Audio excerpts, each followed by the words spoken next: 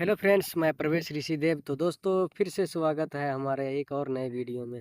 तो दोस्तों आज मैं आप लोगों के बीच लेकर आया हूँ न्यू ऑर्केस्ट्रा भोजपुरी सॉन्ग, जो कि सॉन्ग बहुत ही ज़बरदस्त है और मस्त है। तो दोस्तों पहला मुखड़ा दोस्तों हमारा कुछ इस प्रकार का है।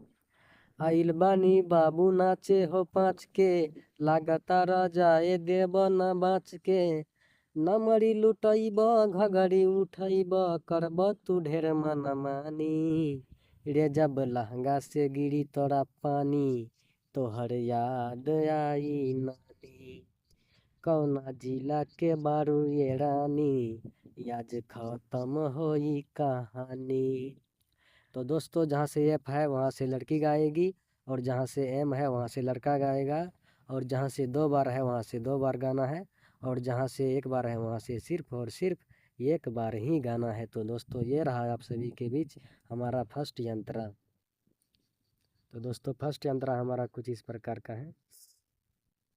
साटा में सटा न लाग जाई घाटा, गोली चला देब हटा के दुपाटा, साटा में सटा न लाग जाई घाटा, गोली चला देब हटा के दुपाटा, न मरी लुटैब घगरी उठैब, करब तू ढेर मनमानी, रे जब लहंगा से गिरी तोरा पानी, तोहर याद आई नानी, कौना जिला के बारू ये रानी, याद खत्म होई कहानी।